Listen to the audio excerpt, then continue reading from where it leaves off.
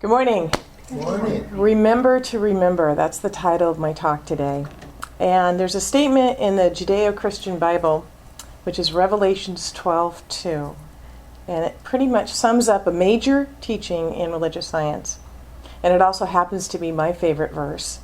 It's probably, besides the 23rd Psalm, the only one I have memorized. But it is, be transformed by the renewing of your mind.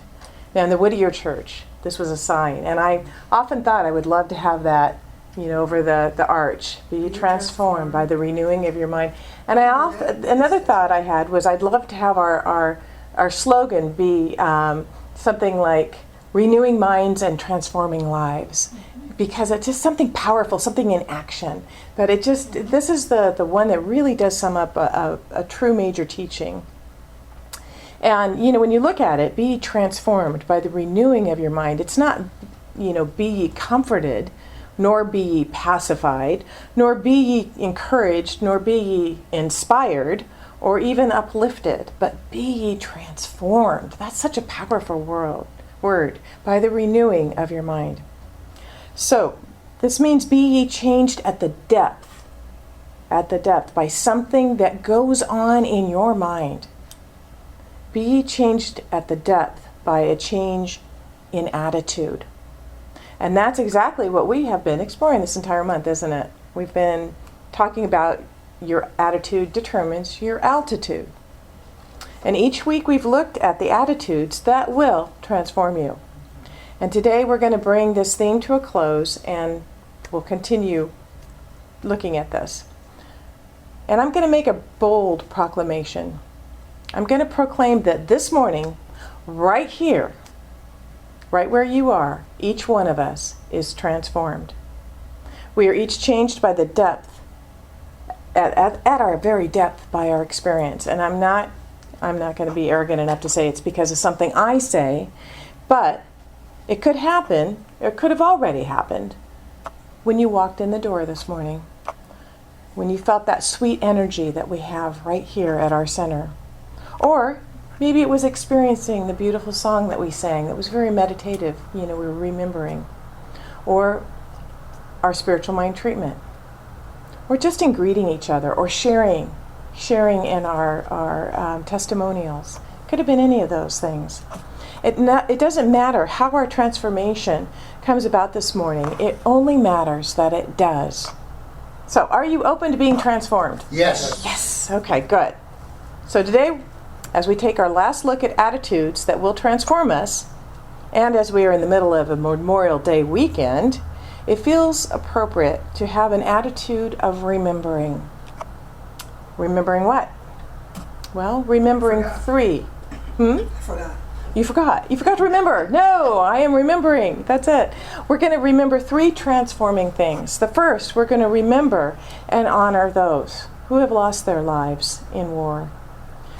It is Memorial Day weekend. First, and most importantly, it is important to remember those individuals that have given their lives in service to our country. There's really a sweet little story about a little boy named Alex who stood one Sunday morning staring at a large plaque in the foyer of their church. The 7-year-old had been staring at that plaque for a really long time when the pastor walked up and stood next to the little boy and said very quietly, "Good morning, Alex." "Good morning, Pastor," replied the young man, keeping his eyes focused on the plaque. "Pastor Dave, what are all those names on that plaque?" Alex asked. "Well, son, those are all the people who have died in the service," replied the pastor. Soberly, they stood together, and they were staring at that large plaque. Little Alex's voice barely broke the silence when he asked quietly, "Which one, the 9:30 or the 11:15 service?" Okay, that is a sweet little story, and it makes us chuckle. But of course, losing a loved one or a friend who's serving our country is nothing to chuckle at. I would also ask that we remember, and because I have a daughter who lives in... I'll get to that. Oh, Okay. So this morning, the first thing for us to remember and to honor, is those who have lost their human lives in the service of our country. And this is in regardless of our political persuasion or our views on war, because I don't think any one of us is really passionate about the need for war. But there are those who have really fought to keep us free and for our freedoms. And so I think it is important to remember those. And I think it's equally important to remember and surround with the pure power of sweet love anyone today who has lost a loved one or a friend in such a way.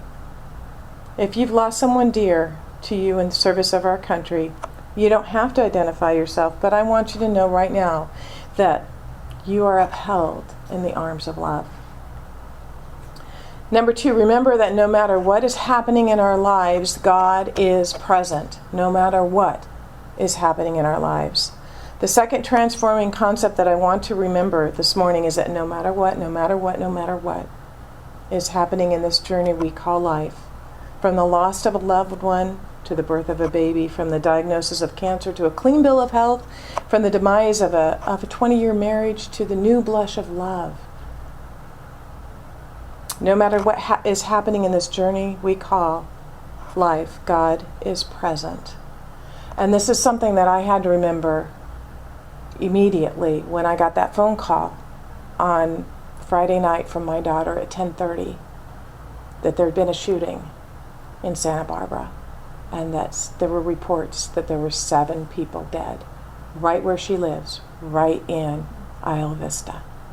She says, "Mom, I'm calling to let you know that I'm okay because I know you're going to see this on the news and you're going to worry." And I said, "What is going on?" And my initial reaction was fear. You know, what mother's reaction wouldn't be fear, wouldn't be terror for your child. And her boyfriend was okay. And you know that they were all told to basically stay in where they were, shelter in place. And my next reaction was, God is right where she is. And remembering the beautiful quote, which is, "This too is God. This too is good. This too is God. This too is for me. And I demand to see the good in it." And, you know, I couldn't get past "this too is God." All I could do is, I know that God is right where she is. God is right where she is, and that's all I could do. The next morning, I immediately got onto my web, and already it had been posted by a minister that this had happened, asking for prayers. So I seconded that. I said, yes, my daughter is there, and she is well. And they came pouring in. Our own Reverend Michael Torfey, who will be here covering for me on Father's Day, he had a beautiful, beautiful prayer that he sent out. So we have all of our ministers praying for these families. And I know if Polly were here, her compassionate heart would go to the family of the person who did these violent acts, because she said no one is praying for them. No one is praying for them. They're praying for the victims, which obviously we must do that, but we're all one. And so their hearts are breaking as well. I think there's lots of prayers going out to the family too, because the family really came forward. That family stepped forward Yes. with apologies and sorrows and hurts of their own. Yes. And the fact They're that devastated. they tried to prevent They are this. devastated. They tried to Yes. prevent this. And so we remember all, because we do know, we recognize that we are one. So we have to remember that wherever we are in this journey of life, God is present right where we are at that very moment. We've all heard taps played, and we know that taps is played in military funerals. But how many of us know the story behind the song? It is told that in 1862, during the Civil War, Union Army Captain Robert Ellacombe was with his men near Harrison's Landing, Virginia. The Confederate Army was on the other side of the narrow strip of land. During the night, Captain Ellacombe heard the moans of a soldier who'd been severely wounded on this field. And not knowing if it was a Union or Confederate soldier, the captain decided to risk being captured and bring the stricken man back into camp for medical attention. Crawling on his stomach to avoid being noticed, the captain reached the stricken soldier and began pulling him towards the encampment. When the captain finally reached his own line, he discovered the soldier was actually a Confederate soldier, but that he had already died. The captain lit a lantern and suddenly caught his breath and went numb with shock. In the dim light, he saw the face of the soldier, and it was the face of his own son.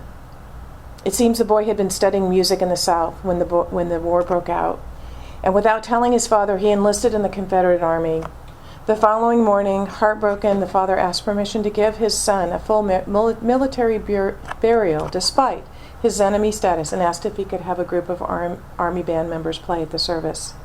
The request for a full military burial and a band was denied since he was a Confederate soldier.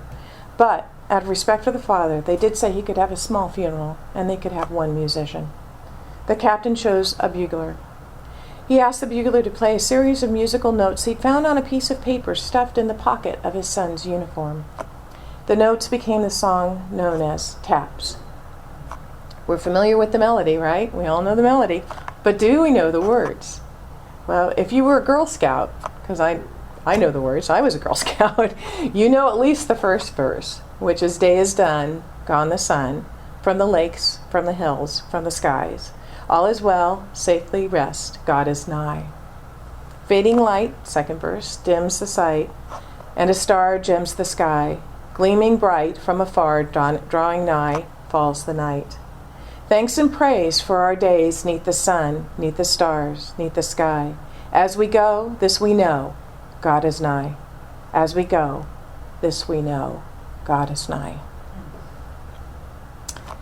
This morning I want us to truly remember that no matter what's happening in this journey that we call life, that God is right in the midst of it. God is nigh in times of troubles, in times of joy. God is nigh in times of challenges and in times of play. God is nigh in times of grief and in times of celebration. God is nigh in times of confusion and in times of clarity. God is nigh in times of pain and in times of relief. God is always nigh. When you're in your garden, God is nigh. Dr. Ernest Holmes, the founder of religious science, said so beautifully in the Science of Mind textbook, there is a divine presence at the center of things, and it ought to be so real to us that we feel it everywhere, in everything, in everyone, and in every situation. In other words, we ought to remember that everywhere, in everything, in everyone, and in every situation, God is nigh. And in our remembering of this ought to be so real that we feel it. Because remember, our thoughts plus our feelings create our experience. One of the most comforting passages in the entire Judeo-Christian scripture is the 23rd Psalm. The other verse I know. Actually, I know more than that, but these are the ones that I'm most familiar with. I recently received an interpretation of it that invites us to see God is everywhere, in every situation, in everyone, and in everything. Listen to this. This is the metaphysical interpretation. The Lord is my shepherd, that's relationship. I shall not want, that's supply. He maketh me to lie down in green pasture, that's rest. He leadeth me beside still waters, that's refreshment. He restoreth my soul, that's healing. He leadeth me in the paths of righteousness. That's guidance, right? It's that spiritual guidance. For his name's sake, that's purpose. Yea, though I walk through the valley of the shadow of death, that's growth through challenge. I will fear no evil, that's protection. For thou art with me, that's assurance. Thy rod and thy staff, they comfort me, that's discipline. Thou preparest a table before me in the presence of mine enemy. That's overcoming.